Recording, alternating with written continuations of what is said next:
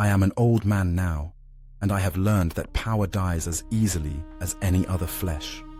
I watched Julius Caesar bleed to death on the floor of the Senate, his blood pooling so thick it ran between the marble tiles like wine spilled at a feast. My name is Tiro.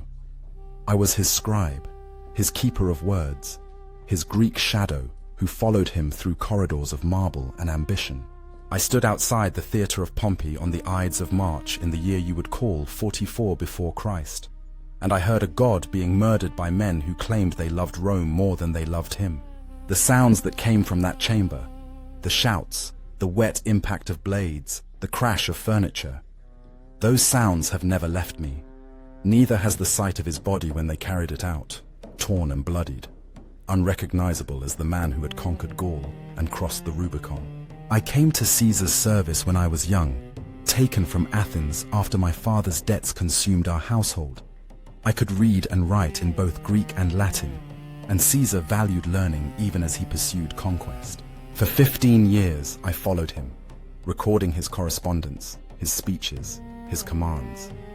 I knew his handwriting better than my own, the way his letters grew larger when he was angry, smaller when he was tired. I was invisible in the way that slaves are invisible, present at every important moment, ignored by every important man except the one I served.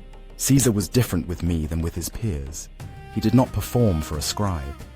When the Senate doors closed and the mask of dignitas fell away, I saw the man beneath, clever and cruel and strangely lonely, and a politician who had outgrown politics and found himself with nowhere left to climb except toward a crown Rome would never willingly give him. In the months before the Ides, I sensed something shifting in the city. Rome has a particular smell when conspiracy is brewing, the scent of fear masked by false laughter, the way men's eyes slide away when certain names are mentioned. Senators who had praised Caesar in public began finding excuses to leave the forum early. Conversations stopped when I entered rooms. I am a slave. I am beneath notice. But that means I notice everything. By early March, the whispers had grown to murmurs. I caught fragments in hallways, in the baths, in the market. Cassius's name joined Brutus's. Gaius Cassius Longinus, pardoned by Caesar after fighting for Pompey, rewarded with a praetorship. Marcus Junius Brutus, the senator Caesar treated almost as a son, the man whose mother had been, some said still was, Caesar's lover. If Cassius was the mind of conspiracy, Brutus was meant to be its conscience, its moral shield. On the 1st of March, I accompanied Caesar to the Senate house. As senators filed out, I saw Caesar standing in the doorway, his gaze fixed on two figures conferring in the shadows, Cassius and Brutus, heads together, speaking low. Caesar watched them for a long moment, then turned to a young tribune. "That man Cassius," Caesar said quietly. "I do not trust him. He has a lean and hungry look. He thinks too much. Such men are dangerous."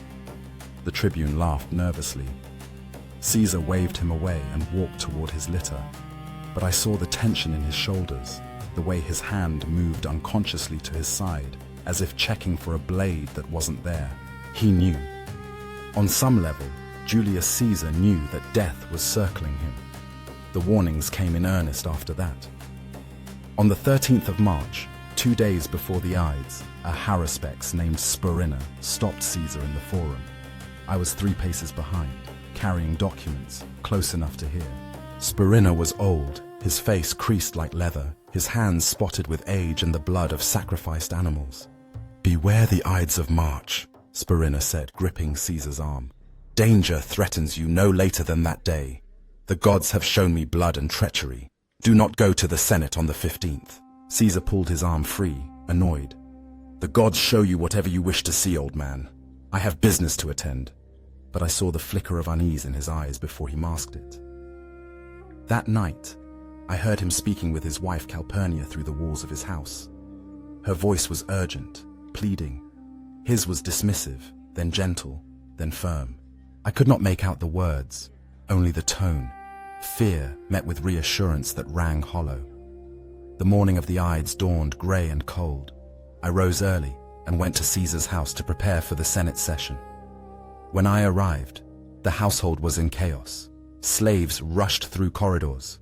Calpurnia's voice carried from the bedchamber, high and desperate. I waited in the atrium while the sun climbed higher and the appointed hour approached.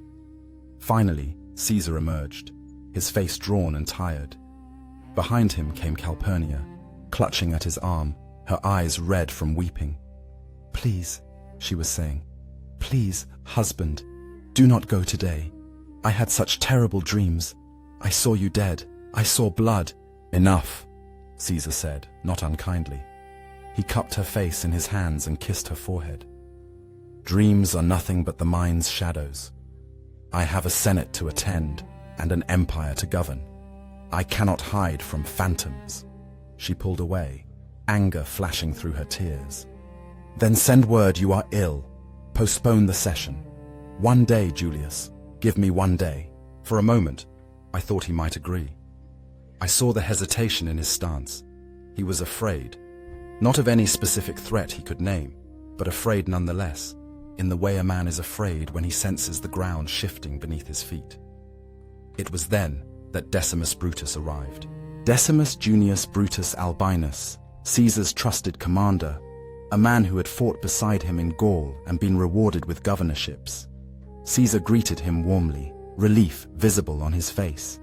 "Decimus, well met. I was just explaining to Calpurnia that I must attend the Senate despite her concerns."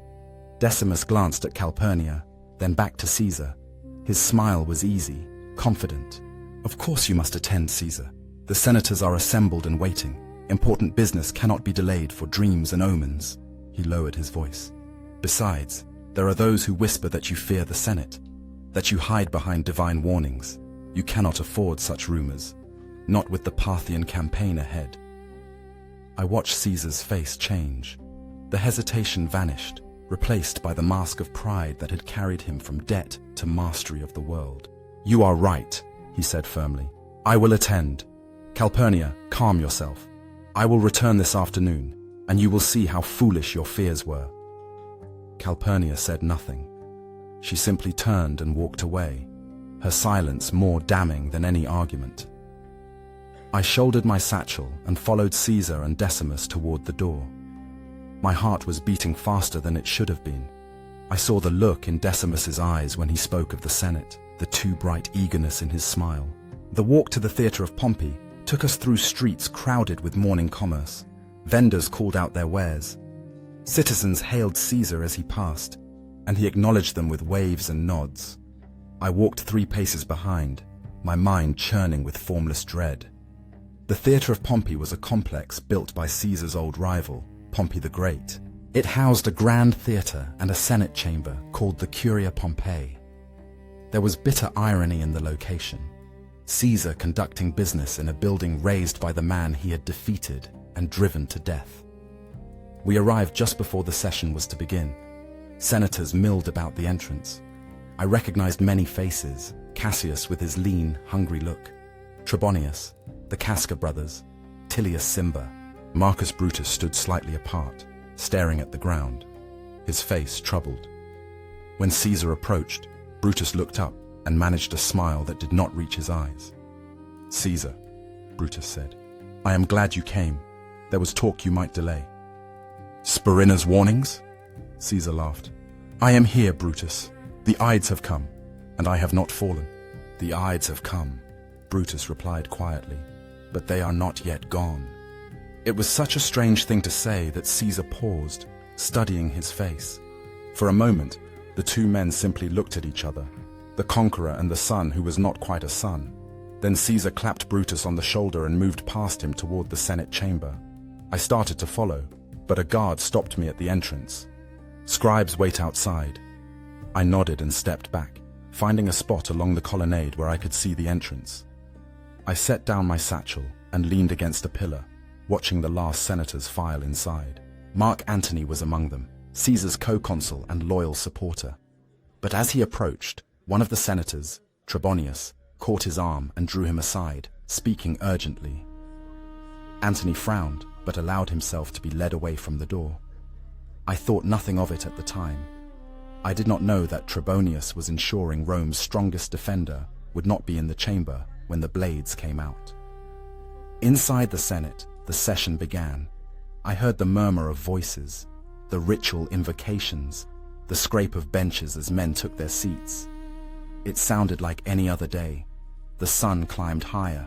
I waited, my tablets ready. Then, perhaps an hour into the session, the sound changed. The murmur grew louder, more urgent. I heard a shout. Nothing unusual yet. Senators often grew heated. But then came another sound, different and wrong. A crash, like furniture overturning. More shouts, layered now, confused and angry. The hair on my arms stood up. The noise inside grew chaotic. Men yelling, bodies moving in rush and panic. A sound I could not identify at first. A wet, rhythmic impact, like butchers at work. And then the screaming started. Not the shout of debate, but raw screams of fear and pain. Animal sounds that struck directly at the spine. I was on my feet without realizing I had moved. Around me, other attendants scattered. I stood frozen, staring at those doors. The sounds continued, screams and crashes, and that terrible wet impact, over and over. How long did it last? Time became strange. It felt like hours. It was probably less than a minute. Then, as suddenly as it began, silence fell. I could hear breathing, harsh and rapid, from inside. I could hear the scuff of feet on marble, but the violence had stopped. The sudden absence of it was almost worse than the noise had been. The doors burst open and senators poured out, their faces white with shock and terror, their togas askew. They did not walk, they fled. Some were spattered with blood. I saw Casca stumble through the doorway, his hand clutched to his chest, blood running between his fingers. Behind him came Cassius, his face set and hard. Then Brutus, walking slowly, as if in a dream, his toga marked with red stains. I grabbed the arm of one as he passed. "What happened?" I demanded. He tore his arm from my grasp and kept running. Others rushed past, and I heard fragments. Caesar, dead, so much blood. The colonnade was emptying rapidly. I stood in the chaos, unable to move. Caesar, dead. It was impossible. Then I saw them carrying him out. 4 men, struggling under the weight, bearing a body wrapped in a toga so soaked with blood it clung to the limbs like a second skin. They set it down at the base of Pompey's statue, that great marble figure of Caesar's old rival, arms raised in eternal triumph. I moved closer, my feet carrying me without will. I walked up to that bloodied bundle and looked down at what remained of Julius Caesar, dictator of Rome, conqueror of Gaul, master of the world. His face was barely recognizable, masked in blood. His toga had been torn to shreds. Beneath it, I could see the gashes, dozens of them, slashes and punctures covering his chest and arms and sides. The blood had pooled beneath him, spreading across the marble. So much blood, I could not believe it had all come from one man. His eyes were half open, staring at nothing. His mouth was slack. One hand was flung out as if reaching for something that wasn't there. The smell of blood spilled out into the corridor and reached even those outside. It was thick and metallic, mingled with the smell of fear sweat and something else. Something sharp and acrid, like bronze heated too hot. I stood frozen, staring at Caesar's ruined body, my mind unable to reconcile what I was seeing with the man I had followed for 15 years. Someone grabbed my shoulder. I turned to see a young senator, his face white as marble. "You're his scribe," he said. "You should not be here. Go, before they remember you were his man." I looked back at the body, at Caesar's face, masked in blood, at his hand, still reaching. I wanted to close his eyes, to arrange his limbs with dignity, to do something, anything, to restore the man I had known from this broken thing on the marble. But the senator was right. I was Caesar's creature. Association with him was now dangerous. I turned and walked away. My legs felt strange, disconnected.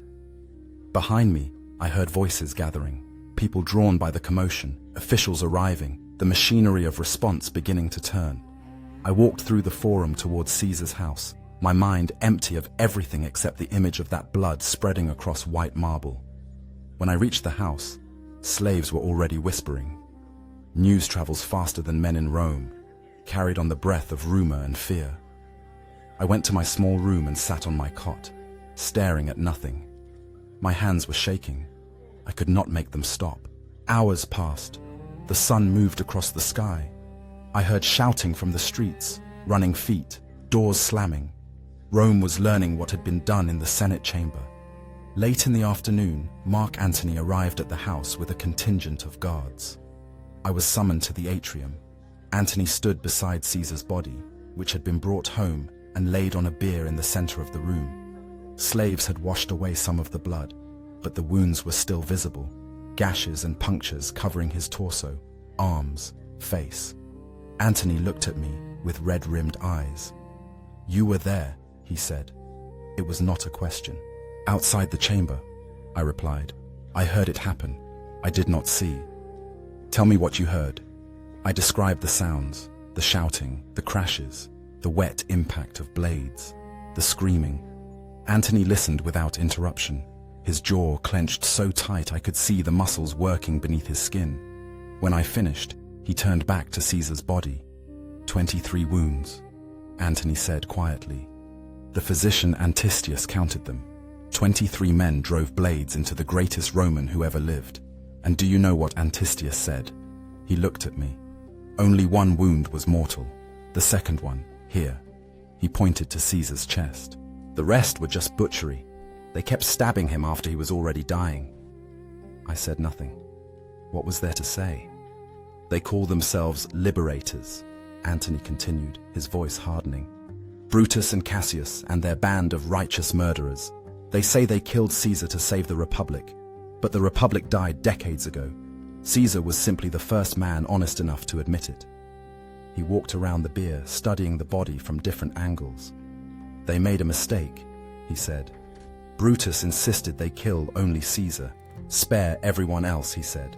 Make it an execution, not a massacre. High-minded fool. They should have killed me too, because I am going to destroy them for this. Over the next 2 days, I watched Antony transform from grieving friend to calculating politician. He met with senators in private, spoke gently to Caesar's enemies, promised restraint and reconciliation. He secured permission to deliver the funeral oration, the formal speech that would be given in the forum before Caesar's cremation. Brutus and Cassius agreed, believing Antony would speak in measured tones of healing and unity. They did not understand Mark Antony at all. The funeral was held on the 17th of March. By mid-morning, the forum was packed with citizens, thousands of them, pressing close, waiting to see the body of the man who had been their champion. I stood near the back of the crowd, watching as Caesar's bier was carried to the rostra, the speaker's platform where Rome's greatest orators had addressed the people. The body was covered with a toga, but Antony had arranged it so that the bloodstains were visible, dark patches spreading across the white cloth. Above the bier hung a wax effigy of Caesar, molded from his death mask, showing every wound. It turned slowly in the breeze, and I heard gasps from the crowd as they saw what had been done to him. Brutus spoke first. He was brief and philosophical, explaining that Caesar's ambition had threatened Roman liberty, that the assassination had been necessary to preserve the Republic. He spoke of duty and sacrifice. The crowd listened in respectful silence. When he finished, there was polite applause. Then Antony climbed to the rostra. He stood for a long moment, saying nothing, letting the crowd grow quiet. When he finally spoke, his voice was soft, almost conversational, forcing people to strain forward to hear. "Friends, Romans, countrymen," he began. "I come to bury Caesar, not to praise him. The evil that men do lives after them. The good is oft interred with their bones, so let it be with Caesar." It was a masterful opening, appearing to agree with Brutus while simultaneously undermining him. Antony continued in this vein, praising Caesar's accomplishments while pretending to dismiss them, reminding the crowd of Caesar's generosity, his victories, his love for Rome. all while claiming he spoke only to bury the man, not to celebrate him. The crowd began to shift, murmuring. I could feel the mood changing, anger building beneath the surface like water heating in a sealed vessel. Then Antony produced Caesar's will. He held it up for all to see. Caesar has left each citizen 75 drachmas, he announced, and his private gardens along the Tiber, those beautiful spaces where he walked and thought. He has left those to the people of Rome, for all citizens to enjoy forever. The crowd erupted in shouts of outrage. 75 drachmas, gardens for the people. Caesar had given them everything, and in return, he had been murdered by men who claimed to act in their name. Antony let the noise build, then raised his hand for silence. But I should not speak of Caesar's generosity, he said, his voice growing harder. For Brutus says he was ambitious, and Brutus is an honorable man. The repetition of honorable man became a weapon. Each time Antony spoke the phrase, it dripped with more sarcasm, more contempt. The crowd took up the words, chanting them mockingly. Then Antony reached down and grabbed Caesar's toga, the blood-soaked garment that had covered his body. He held it up for the crowd to see, turning it so the light caught the tears and stains. Look, he commanded. Look what they did to him. He pointed to each rent in the fabric, naming the men who had wielded the blades. Here, this cut, Casca struck here, and here, this was Cassius. This one was made by Brutus, yes, Brutus, his beloved friend, the man Caesar trusted above all others. When Caesar saw Brutus with a dagger in his hand, he pulled his toga over his face. He did not wish to see his own friend kill him. The crowd was screaming now, rage and grief mingling into something wild and dangerous. People wept and shouted. Some called for vengeance. Others ran from the forum to spread the word throughout the city. Antony stood above them all, his face set in grim satisfaction. He had done what he intended, transformed Caesar's funeral into an indictment of his killers. Within hours, mobs were roaming the streets, searching for conspirators. They found a poet named Helvius Cinna and tore him apart because his name resembled that of one of the assassins. Brutus and Cassius fled Rome under cover of darkness, running for their lives from the vengeance Antony had unleashed. I watched it all unfold with a strange detachment. Caesar was dead. His murderers were fleeing. Antony had seized control of the city and Caesar's fortune and power. The republic that Brutus claimed to save was fracturing into chaos. In the days that followed, I learned more details about the assassination. The physician Antistius had examined the body carefully and concluded, as Antony had said, that only the second wound was mortal, a thrust to the chest that had pierced the heart. The other 22 wounds were defensive injuries, or strikes that came after Caesar was already dying. They said he had tried to defend himself with his stylus, that metal writing tool he always carried. They said he fought until he saw Brutus with a blade, and then he stopped fighting. Did he cry out, "Et tu, Brute," as some claimed? "You too, Brutus?" I cannot say. I was outside the door, but I know what such a betrayal would have meant to Caesar. He had loved Brutus, trusted him, protected him. To see that trust answered with steel must have been its own death, separate from the body's failing. The conspirators had believed killing Caesar would restore the Republic. Instead, it destroyed what little remained. Antony rallied Caesar's supporters. A young man named Octavian, Caesar's great-nephew and adopted heir, emerged from obscurity to claim his inheritance. The two formed an alliance along with Lepidus, another of Caesar's generals. They called themselves the Second Triumvirate, and they made a list of enemies to be eliminated. The proscriptions began in November. Names were posted in the forum: senators, equestrians, wealthy men whose only crime was being on the wrong side or having wealth the triumvirs wanted. If your name appeared on the list, you were outlawed. Anyone could kill you and claim a reward. Your property was forfeit. Your family had no recourse. Among the names was Marcus Tullius Cicero, the great orator, the conscience of the Republic, the man who had spoken so eloquently for law and tradition. Antony hated him for his speeches attacking Antony after Caesar's death. Octavian tried to save him, but Antony insisted. On the 7th of December, soldiers found Cicero fleeing to the coast. They killed him on the road and brought his head and hands to Antony, who had them nailed to the rostra where Cicero had spoken so many times. I saw them there, rotting in the winter sun, Cicero's eloquent tongue finally silenced. I was spared the proscriptions because I was nobody, a Greek slave beneath the notice of powerful men settling scores. But I watched Rome devour itself, watched the Republic's final death throes masked as restoration of order. In 42 BC, 2 years after Caesar's death, Brutus and Cassius assembled an army in Greece. Antony and Octavian marched to meet them near the town of Philippi. There were 2 battles there, weeks apart. In the first, Cassius thought his forces defeated and fell on his sword. In the second, Brutus's army broke and scattered. Brutus fled the field and killed himself rather than face capture. The news reached Rome months later. I felt nothing when I heard it.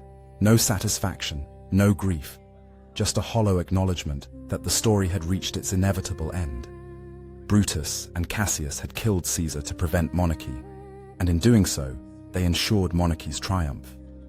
Antony and Octavian did not remain allies for long. Power shared is power contested, and neither man was built for partnership. For nearly a decade they circled each other, pretending friendship while building armies and securing provinces. Lepidus, the 3rd member of their triumvirate, was pushed aside early, given Africa to govern and told to be grateful for it.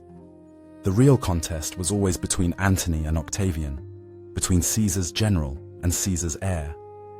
Antony went east, chasing Parthian glory and finding instead Cleopatra's bed.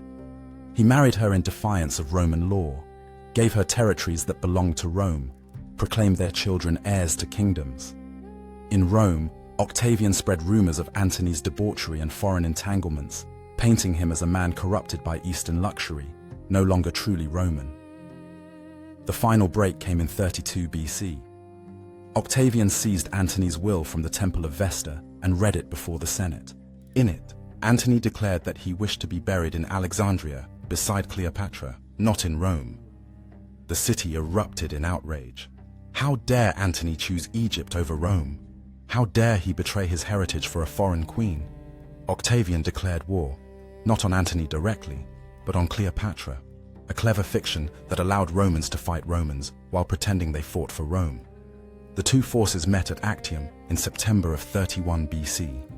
I was not there, but I heard the accounts. Antony's fleet was larger, but slower. Octavian's ships were swift and well commanded. When the battle turned against them, Cleopatra's ships fled toward Egypt. Antony followed her, abandoning his fleet and his army. Octavian pursued them to Alexandria. The city fell without much resistance. Antony fell on his sword, though he botched even that, taking hours to die. Cleopatra chose poison, an asp hidden in a basket of figs. She died dressed as the goddess Isis, gold and jewels glittering in the Egyptian sun. It was theatrical and fitting. Cleopatra had always understood the power of spectacle. With Antony and Cleopatra dead, Octavian stood alone at the summit of Roman power. He returned to Rome in 29 BC and closed the doors of the Temple of Janus, the ritual gesture that symbolized peace throughout the empire. It was the first time those doors had been closed in 200 years. But Octavian was clever in ways Caesar had not been. He did not proclaim himself dictator or king. Instead, in 27 BC, he offered to return all his powers to the Senate and restore the Republic. It was pure theater. Everyone knew he held the legions and the treasury, that his offer was a polite fiction. But the Senate, grateful for the illusion of relevance, granted him new titles and authorities. They called him Augustus, the revered one, and gave him control of the provinces where Rome's armies were stationed. In practice, he held absolute power. In theory, the Republic still existed. I watched Augustus consolidate his rule over the following years. He was nothing like Caesar, not charismatic or bold or generous. He was cautious and calculating, a man who built power through patience rather than conquest. He learned from Caesar's death that Romans would accept monarchy only if you never called it that.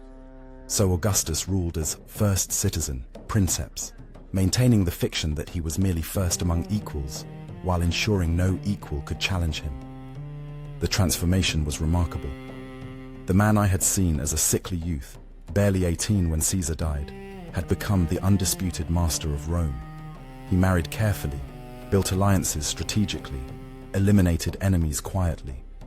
He did not lead armies himself, but chose generals wisely. He did not deliver inflammatory speeches, but controlled the narrative through careful propaganda. Where Caesar had been the lightning bolt, Augustus was the slow flood that reshaped the landscape. I remained in Rome through all of this, a Greek freedman now. Augustus had manumitted me along with other members of Caesar's household, perhaps as a gesture of magnanimity, perhaps simply because we were no longer useful. I lived on the Aventine Hill in a modest apartment, supporting myself by taking dictation for senators and merchants who needed documents prepared. I was in my 60s by then, my hands growing stiff with age, my eyes weakening, but my mind remained sharp, and I remembered everything. Sometimes I would walk through the forum and stand before the spot where Caesar had been cremated. Augustus had built a temple there, the temple of the divine Julius, marking the place where Caesar's body had burned. Inside, a comet was carved into the ceiling, the comet that had appeared during Caesar's funeral games, which people had taken as a sign that Caesar's soul was ascending to become a god. Divine Julius. The man I had followed through Gaul and across the Rubicon was now worshipped as a deity. His image appeared on coins and in temples. People prayed to him for good fortune. It was absurd and yet perfectly Roman. We murdered our gods and then consecrated them, transforming the blood of assassination into the incense of worship. Standing in that temple, I would think about the Ides of March, about the sounds from the Senate chamber, the wet impact of blades, the screaming, about Caesar's body laid out beneath Pompey's statue, ruined and broken, about Brutus and Cassius believing they could kill one man and save a republic that was already a ghost. They were fools, but they were not wrong about the danger. Caesar had gathered too much power, made himself indispensable, broken the old restraints that had kept ambitious men in check. The conspirators saw this clearly. What they failed to understand was that Caesar was not the disease, but the symptom. Rome had outgrown its republican form. The empire was too vast, the armies too large, the wealth too concentrated. Some man would inevitably rise to dominate all others. If not Caesar, then another. And so it proved. Brutus and Cassius killed Caesar to prevent monarchy, and in doing so they created Augustus, who achieved everything Caesar had reached for, but with subtlety instead of boldness, patience instead of speed. Augustus gave Rome stability at the cost of freedom, peace at the cost of dignity. He was the answer to the question Caesar's death had posed. What comes after the Republic? The answer was empire, dressed in republican costume, a monarchy that dared not speak its name. I am 92 years old now. Augustus has ruled for nearly 40 years. He is old himself, grey and bent, though his mind remains sharp. He will die soon. Everyone knows this, though no one speaks of it openly. And when he dies, what then? He has no sons, only a stepson named Tiberius, whom he has reluctantly designated as heir. Will Tiberius rule as Augustus has, maintaining the careful fiction of restored republican government? Or will the mask finally slip and Rome acknowledge what it has become? I will not live to see the answer. My hands shake as I write this. My chest aches with each breath. I have lived too long, seen too much. I watched Julius Caesar bleed to death on the Senate floor. I watched Mark Antony turn a funeral into a revolution. I watched Octavian become Augustus and transform Rome from republic to empire, while pretending nothing had changed. Could I have stopped it? Could I have warned Caesar more forcefully, convinced him to heed Spurinna's warning, persuaded him not to attend the Senate that day? No, I was a slave. I had no authority, no weapon, no voice that mattered. And yet I cannot shake the feeling that I should have done something, should have found some way to interrupt the terrible machinery of fate that ground Caesar to pieces on the Ides of March. But perhaps that is the ultimate vanity, to believe that one powerless man could have altered the course of history, that my voice could have been heard above the clash of ambitions and armies. I was present at the hinge of ages, yes, but as witness, not participant. I recorded what happened. I did not shape it.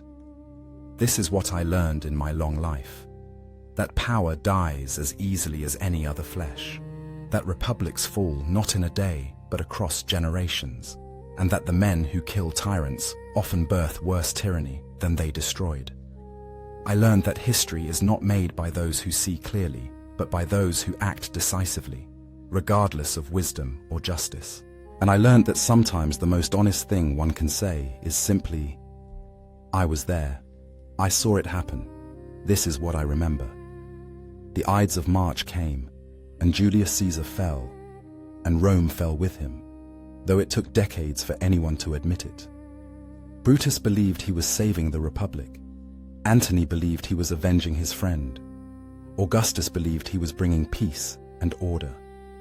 Perhaps they were all correct. Perhaps they were all deluded. I cannot judge.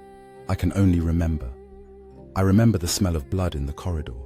I remember Caesar's hand reaching for something that wasn't there. I remember Antony holding up the bloodied toga and naming each wound, each betrayal. I remember Cicero's head nailed to the rostra. I remember the temple built over Caesar's ashes, the comet carved into its ceiling. I remember Julius Caesar, conqueror of Gaul, master of Rome, who died on the floor of the Senate with 23 wounds in his body and his friend's dagger in his heart. I remember that he was a man, brilliant and flawed and mortal, before he became a god. That is what I carry with me into whatever darkness waits beyond this life. The memory of a man who gathered the world into his hands and then bled to death like any other mortal when those hands were cut away. Power, for all its seeming permanence, is as fragile as flesh. That is the lesson of the Ides of March. That is what I witnessed. That is what I remember. My name is Tiro. I was Caesar's scribe. I was there. They killed the man, but they could not kill the face. Piece by piece, stone by stone, the legend remains. Ave, Caesar, sleep now. The history remains.